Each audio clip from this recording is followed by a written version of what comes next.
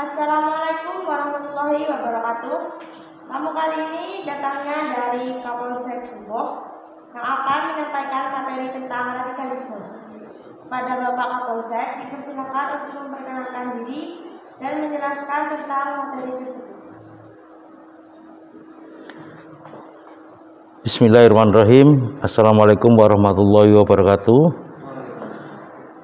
Marilah kita panjatkan puji syukur kehadirat Allah Subhanahu wa Ta'ala, bahwasanya pada hari ini kita dapat memberikan materi dalam rangka MPLS SMK 1 Suboh, serta tidak lupa salawat serta salam kita aturkan ke junjungan Nabi besar kita, Nabi Muhammad SAW, yang telah membawa kita dari alam kegelapan menuju alam yang sangat terang benderang seperti saat ini. Semoga syafaat dari beliau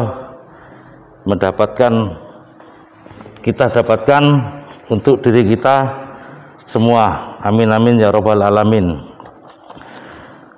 Perlu saya perkenalkan diri.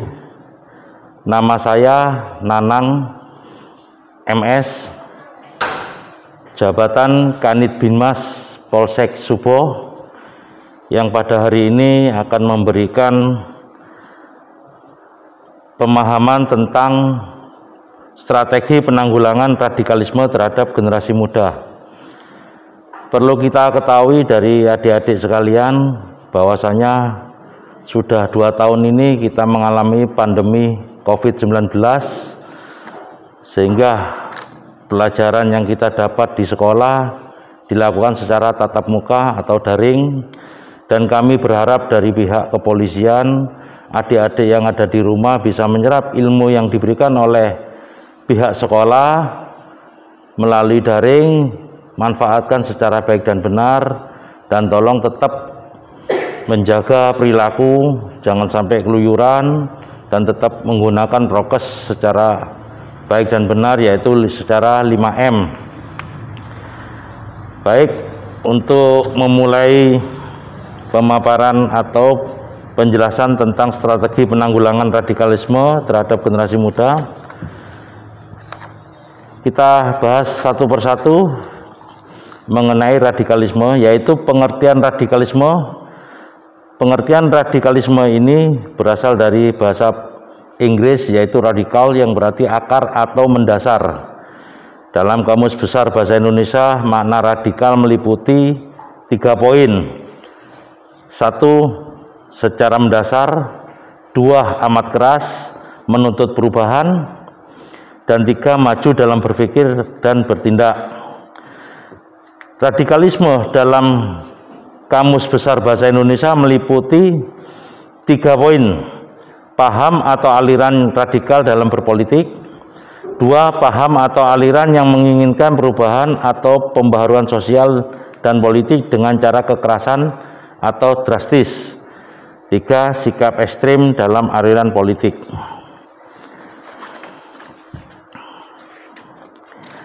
Beberapa definisi radikalisme di sini disebutkan 3 poin.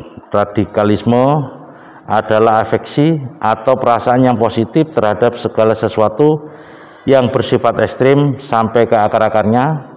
Sikap radikal yang akan mendorong perilaku individu untuk membela secara mati-matian mengenai suatu kepercayaan, keyakinan agama, atau ideologi yang dianut. Yang nomor 2, Islam radikal adalah orang Islam yang mempunyai pemikiran kaku dan sempit dalam memahami Islam, serta bersifat eksklusif dalam memandang agama lainnya. Kelompok radikal ini akan ada di setiap agama apapun, termasuk di dalam agama Islam sekalipun. Radikal dalam filsafat adalah proses berpikir secara kompleks sampai ke akar-akarnya, sampai pada esensi, hakikat, dan substansi yang dipikirkan. Radikal dalam sejarah adalah golongan atau kelompok yang langsung mencari ke akar masalah, mempertanyakan segalanya, mengamati masalah secara keseluruhan, dan kemudian membalikkan semua hal demi mencapai peradaban dan keadilan yang lebih baik. Itu beberapa definisi daripada radikalisme yang perlu adik-adik ketahui. Di sini ada beberapa bentuk radikalisme. Jadi dari beberapa bentuk radikalisme ini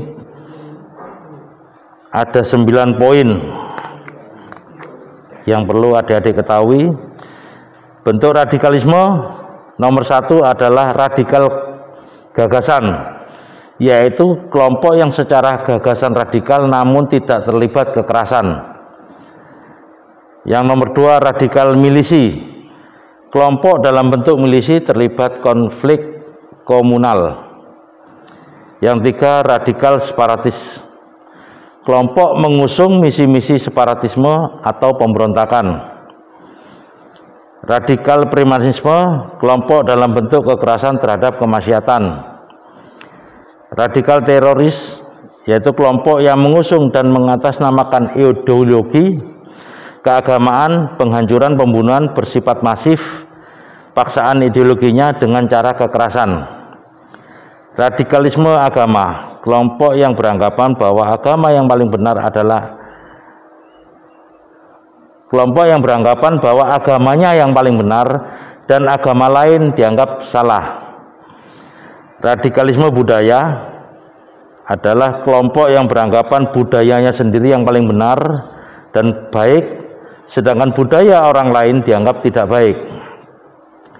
Radikalisme masyarakat, kelompok masyarakat yang menganggap bahwa mereka yang paling terhormat dibandingkan masyarakat yang lain. Radikalisme lainnya, kelompok yang menyuarakan kepentingan kelompok politik, sosial, budaya, dan ekonomi, serta lainnya. Yang perlu kita ketahui oleh adik-adik bersama bahwa bentuk-bentuk radikalisme ini sangat berbahaya pada sendi-sendi kehidupan bernegara. Jadi perlu diwaspadai dan diantisipasi ketika adik-adik mendapatkan suatu gagasan yang menurut adik-adik itu menyimpang dari aturan yang sebenarnya. Adik-adik bisa berkoordinasi dengan pihak sekolah ataupun dengan kami yang ada di Polsek Suboh. Kami akan membantu menyelesaikan masalah-masalah yang terjadi di lingkungan adik-adik sekalian. Perlu adik-adik ketahui bentuk radikalisme di Indonesia, yaitu radikalisme yang membahayakan negara kesatuan Republik Indonesia.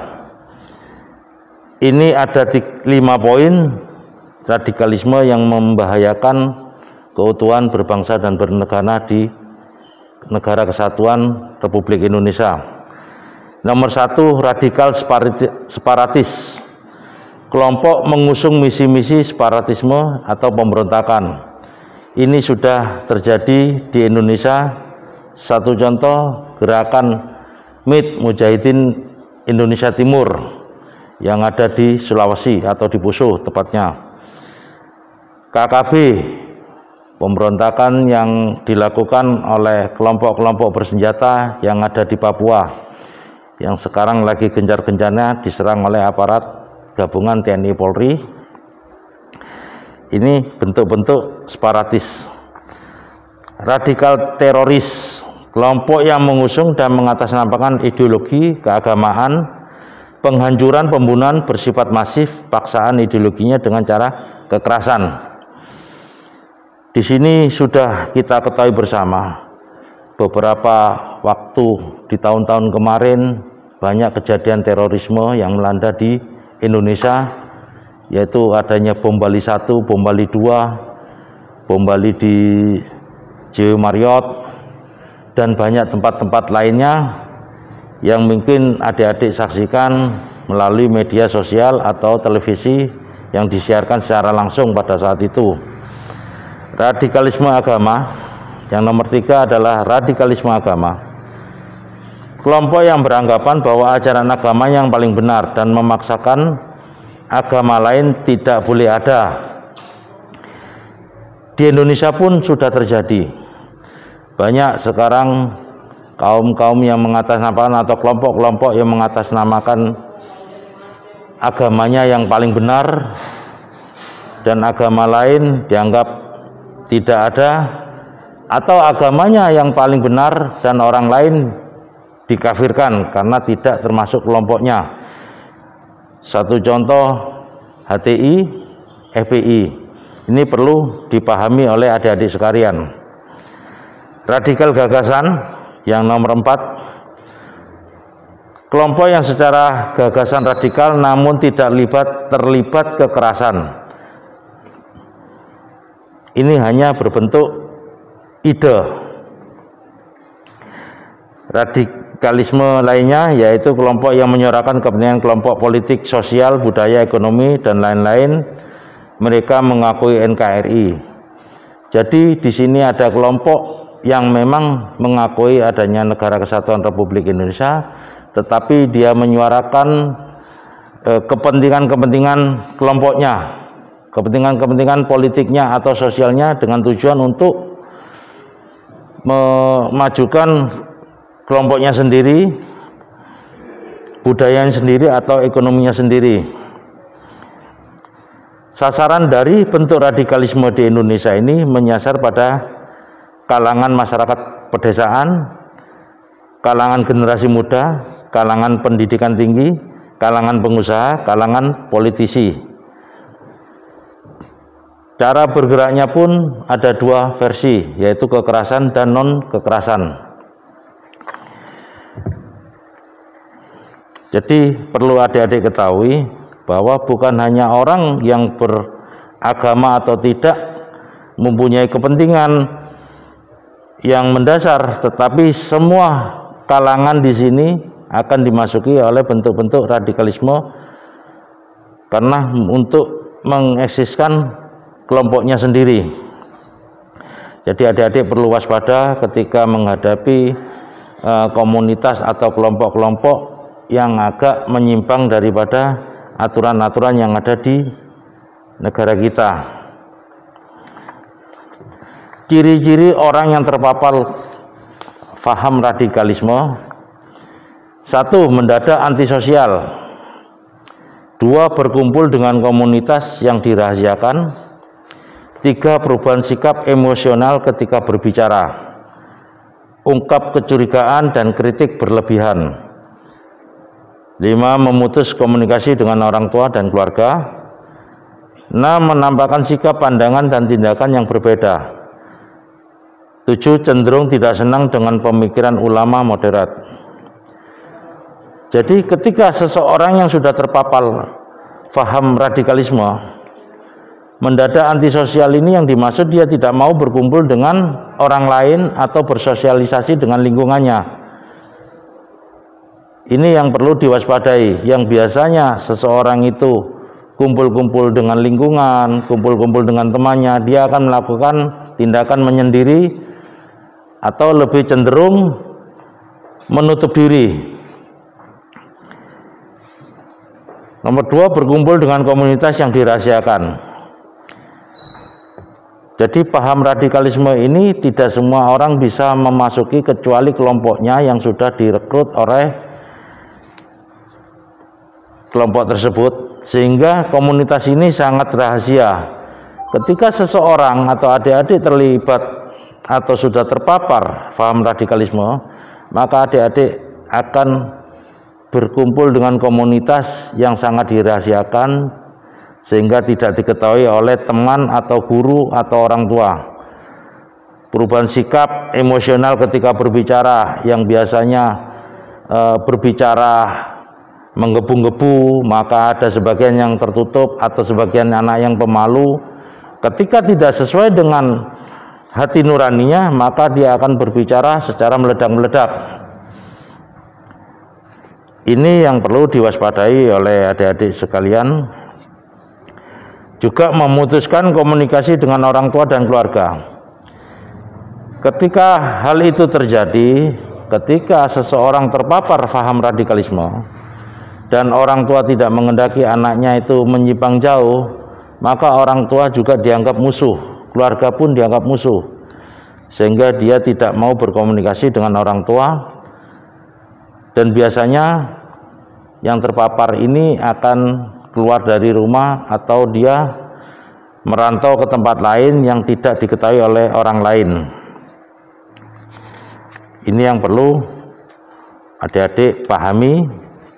Jadi ketika di lingkungan ada seseorang yang tidak bertingkah laku seperti biasanya, perlu diwaspadai, atau adik-adik bisa melaporkan kepada kami, pihak kepolisian, terutama khususnya di Polsek Suboh.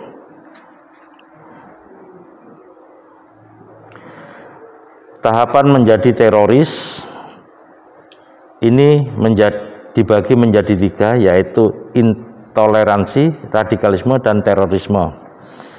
Semua teroris secara definisi adalah radikal, namun tidak semua kelompok radikal berakhir menjadi teroris. Bahkan hanya segelintir kelompok radikal yang berujung pada tindakan teroris.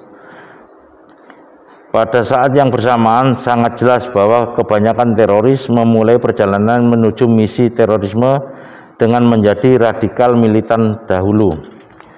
Jadi sudah kita jelaskan tadi di awal bahwa dari pemikiran-pemikiran yang radikal meningkat dari intoleransi dulu.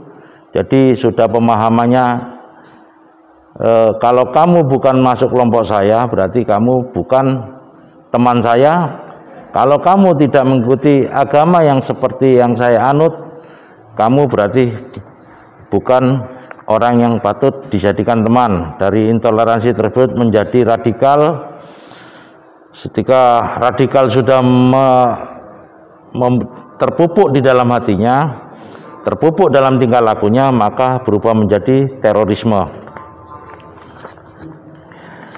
Tahapan radikalisme menuju terorisme ini ada definisi pra-radikalisasi, identifikasi diri, indoktrinasi, teroris, dan sasarannya adalah kaum muda ya, seperti adik-adik ini.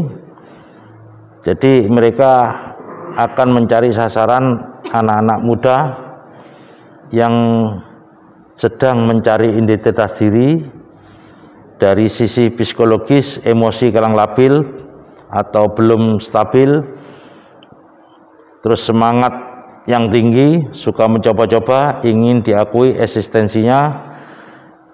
Jadi mereka begitu melihat adik-adik ini mempunyai ciri-ciri sedang mencari identitas diri atau secara psikologis emosinya labil atau belum stabil, semangat yang sedang tinggi, suka mencoba-coba, maka mereka-mereka yang ahli doktrin daripada terorisme ini akan merekrut adik-adik untuk menjadi kelompoknya atau dikader menjadi teroris.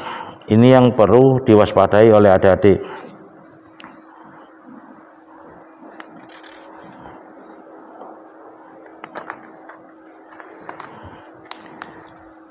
Yang terjadi di Indonesia ini adalah banyak kelompok Islam radikal.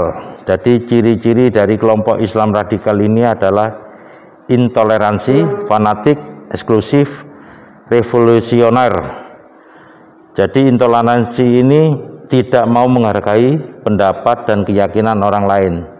Seperti yang saya jelaskan tadi, bahwa kalau tidak satu agama atau satu aliran, maka yang lain dianggap tidak benar atau bukan kelompoknya. Fanatik selalu merasa benar sendiri, menganggap orang lain salah. Ini yang perlu diwaspadai. Jadi ketika kita kagum dengan orang lain yang secara berlebihan, maka dikatakan fanatik, dan selalu merasa dirinya benar, menganggap orang lain adalah salah.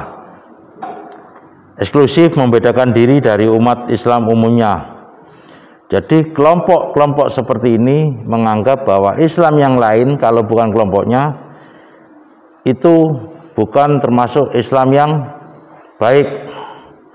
Sedang dalam ajaran Islam sendiri tidak pernah terjadi perbedaan-perbedaan seperti itu.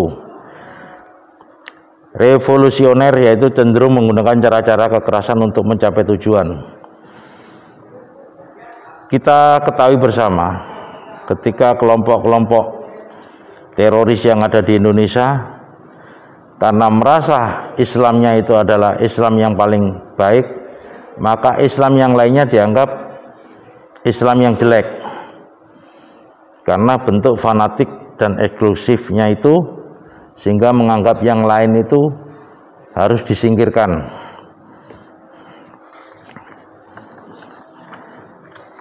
Di sini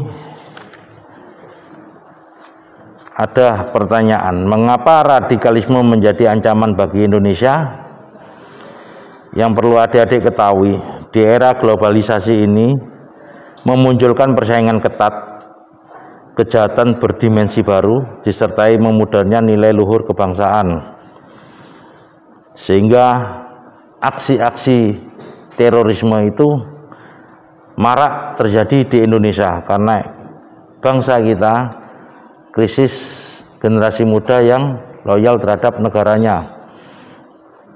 Ini perlu diwaspadai, sehingga rasa nasionalisme di diri adik-adik harus dipupuk mulai dari sekarang untuk bekal nantinya di masa depan. Globalisasi atau radikalisme muncul atau ancaman bagi Indonesia karena masih terjadinya intoleransi baik antar umat beragama maupun interumat beragama. Masih ada kelompok yang memaksakan untuk mengganti ideologi dasar negara dengan ideologi tertentu. Persaingan antar bangsa di dunia sehingga menginginkan NKRI menjadi lemah, bubar dan terpecah. Memudarnya nilai-nilai luhur bangsa, budaya bangsa akibat dari globalisasi yang tidak disertai filter dengan baik. Kita memahami di era globalisasi seperti ini, dengan adanya media sosial yang sangat gencar, alat komunikasi yang mudah kita dapat, tidak menutup kemungkinan budaya-budaya asing sudah menggerus budaya lokal milik Indonesia, sehingga melemahkan budaya-budaya yang ada di Indonesia.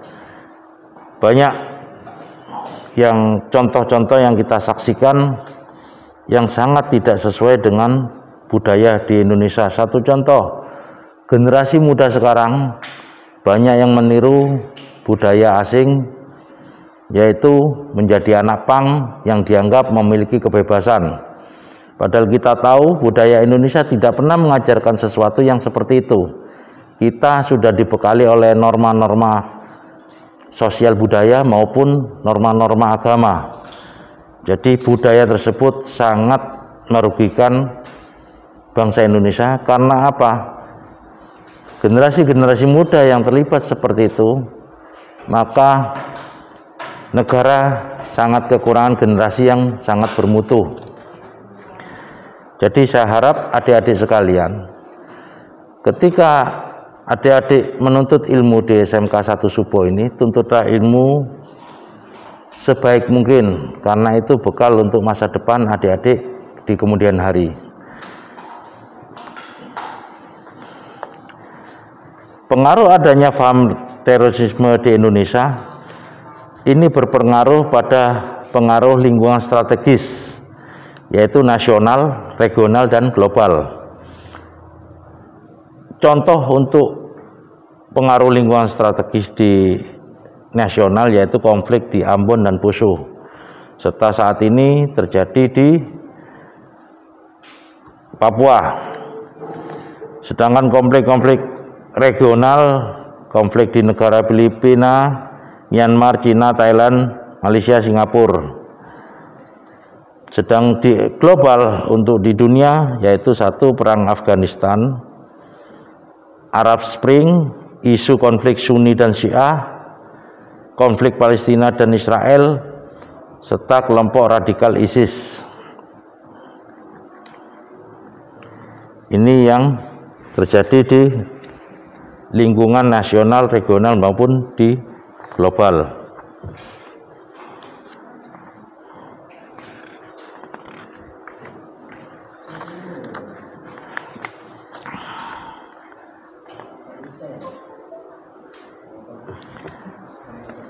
Dengan adanya era globalisasi dan media sosial yang sudah merambah di seluruh dunia, pengaruh media sosial dalam penyebaran paham radikalisme ini sangat berperan besar.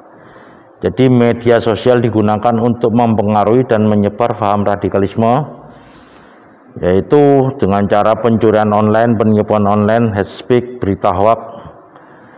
Jadi di sini kelompok-kelompok mereka mendiskreditkan fitnah terhadap pemerintah, yaitu melalui pemberitaan yang tidak benar, isu rush money, ujaran kebencian berlatar sara, yaitu penyebaran paham radikal, propaganda, rekrutmen atau bujuk rayu, radikalisme dan teroris, hate speech dan permusuhan kepada pihak tertentu. Ini yang perlu diwaspadai.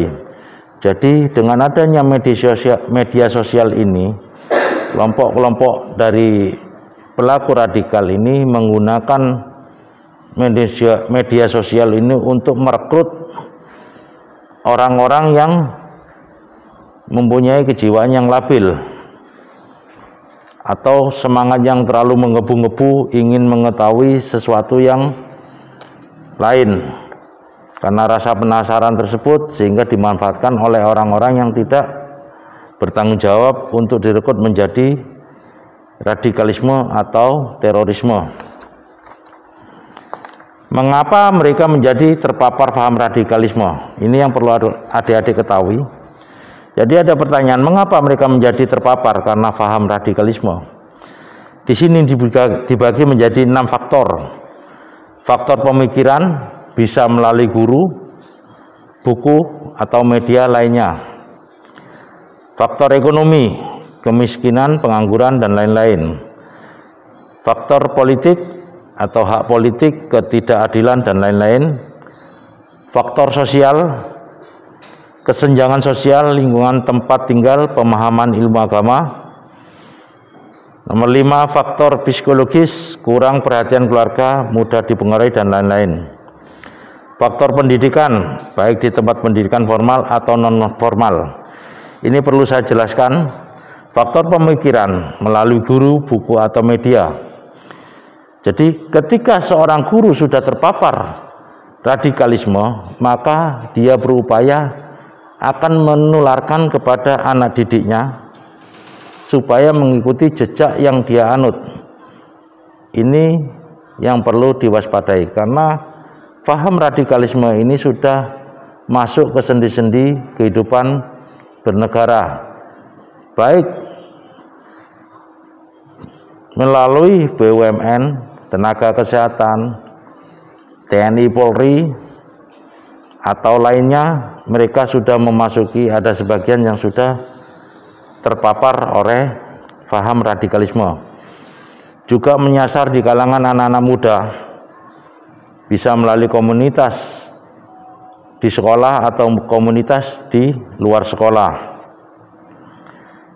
Faktor ekonomi, karena kemiskinan atau pengangguran. Ketika melihat peluang seseorang terhimpit oleh keadaan kemiskinan atau pengangguran, mereka berupaya untuk menyeret orang yang mengalami kemiskinan atau pengangguran dengan iming-iming sesuatu yang menyenangkan, sehingga orang itu tertarik untuk mengikuti kelompok tersebut. Faktor politik, yaitu hak-hak politik dan ketidakadilan. Jadi seseorang pelaku politik atau orang yang berpolitik, karena suatu haknya mereka kalah dalam suatu pemilihan, maka akan timbul rasa kecewa yang sangat besar, akan dimanfaatkan oleh kelompok-kelompok ini supaya direkrut menjadi kelompoknya, dan dijanjikan hak-hak politiknya akan tercapai ketika masuk di kelompok mereka. Ini yang perlu diwaspadai.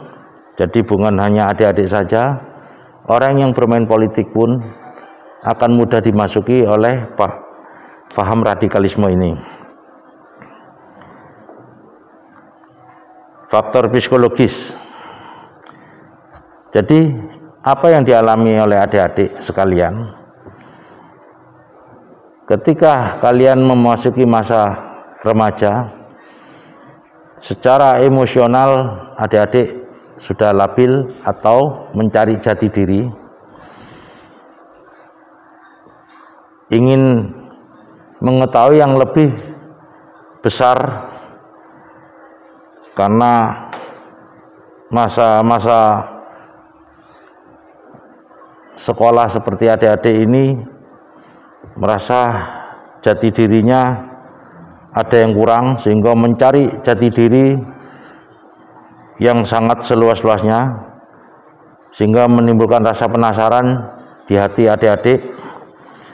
Hal ini mudah dipengaruhi oleh paham radikalisme. Ketika adik-adik merasa tidak puas di lingkungan keluarganya atau di lingkungan sosialnya, tempat tinggal, maka adik-adik akan mencari suatu perhatian ke pihak lain atau di lingkungan lainnya.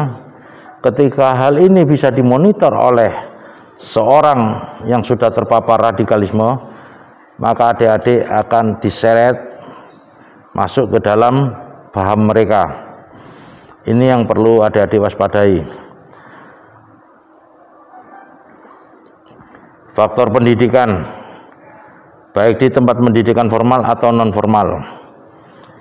Di pendidikan formal yang seperti saat ini adik-adik jalani, ini tidak menutup kemungkinan ada pengajar yang sudah terpapar radikalisme, tidak menutup kemungkinan hal itu akan ditularkan kepada adik-adik sekalian.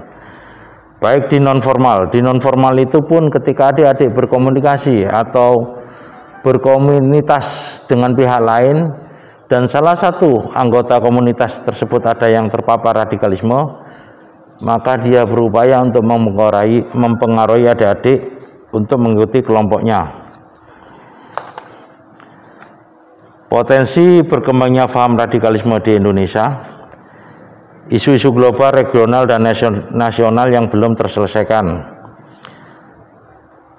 perubahan strategi ISIS, dan kembalinya para kombatan yang dari Suriah, menguatnya sentimen anti-Cina, anti-komunis, masifnya propaganda media sosial terkait khilafah. Ini potensi berkembangnya paham radikalisme yang ada di Indonesia. Sarana penyebaran paham radikalisme atau terorisme di Indonesia yang seperti saya sebutkan tadi, yaitu formal dan informal.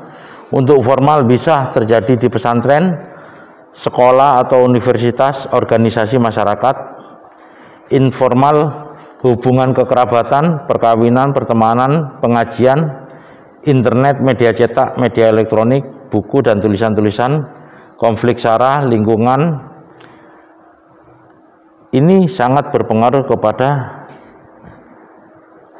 diri kita, terutama adik-adik, bahwa di pesantren pun kita mengetahui ada pesantren yang sudah terpapar radikalisme, yang banyak melakukan doktrin-doktrin kepada santrinya untuk melakukan tindakan-tindakan radikal.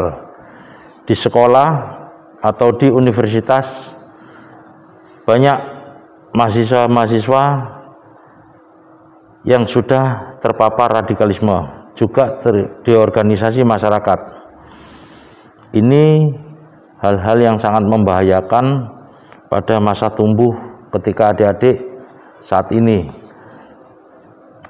Mengenai di informal ini, hubungan kekerabatan, perkawinan, pertemanan, pengajian ini, ketika salah satu keluarga kita terpapar radikalisme, maka secara tidak langsung dia akan mempengaruhi keluarga lainnya atau temannya agar mengikuti kelompoknya atau kelompok radikalisme yang dia anut.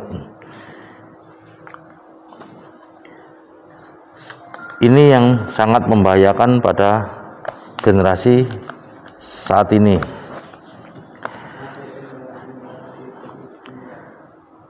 Mengapa generasi muda rentan terpapar paham radikalisme? Ada beberapa faktor generasi muda rentan terhadap terpapar paham radikalisme, yaitu satu, kecenderungan mereka lebih percaya berita atau tulisan instan di internet tanpa sumber yang jelas. Yang nomor dua, paham radikal rentan memasuki anak-anak muda yang tengah mencari jati diri dan anak muda yang tengah mencari pegangan dan kurang mendapat bimbingan yang benar. Paham radikal dapat terjadi karena peran tokoh agama yang diikutinya atau dari buku yang dibaca.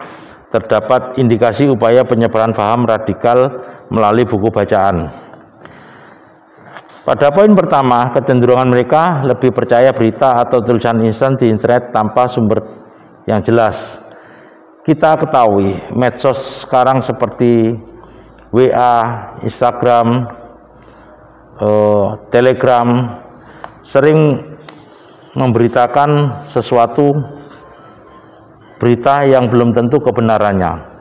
Ketika berita itu diupload dan adik-adik membaca, biasanya kecenderungan kita adalah mempercayai berita yang pertama kita baca, dan kita tidak pernah mencari asal-usul berita tersebut benar atau tidaknya.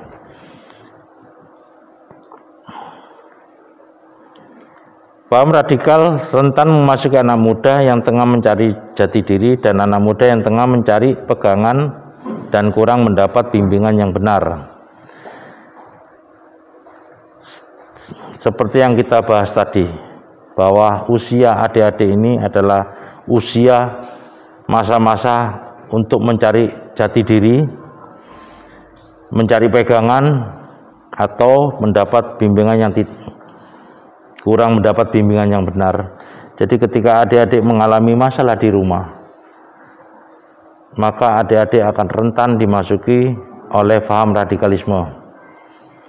Upayakan adik-adik untuk selalu berkomunikasi yang baik dengan orang tua, dengan guru atau lingkungan tempat tinggal. Paham radikal juga bisa terjadi karena peran tokoh agama yang diikuti. Seperti yang sudah disebutkan sebelumnya, bahwa hal itu bisa terjadi di pondok pesantren atau di tempat pengajian. Ketika adik-adik mempercayai peran tokoh agama yang diikuti dan tanpa melihat atau men-sharing, maka adik-adik akan timbul rasa fanatik dan mengikuti apa yang dikatakan oleh tokoh agama itu, sehingga adik-adik bisa terbawa arus paham radikalisme ketika tokoh agama tersebut sudah terpapar oleh paham radikalisme. Ini yang perlu diwaspadai oleh adik-adik sekalian. Dari hal-hal tersebut, kami berharap dari pihak kepolisian, adik-adik lebih banyak belajar ketika mengetahui hal-hal yang tidak sesuai dengan budaya, tidak sesuai dengan kearifan lokal yang ada di lingkungan adik-adik atau di lingkungan sekolah. Adik-adik bisa berkonsultasi terhadap guru atau kepada kami dari Polsek Subo, maka kami tidak akan segan-segan memberikan bimbingan terhadap adik-adik. Dari kami sekian mengenai pemaparan strategi penanggulangan radikalisme terhadap generasi muda. Saya harap adik-adik bisa menuntut ilmu di SMK 1 Subo secara baik dan benar demi tercapainya tujuan di masa depan yang lebih baik. Akhirul kata, wassalamualaikum warahmatullahi wabarakatuh. Terima kasih untuk Bapak Nanang yang telah bersedia datang dan memberikan materi tentang radikalisme. Sekian dari saya. Wassalamualaikum warahmatullahi wabarakatuh. Waalaikumsalam.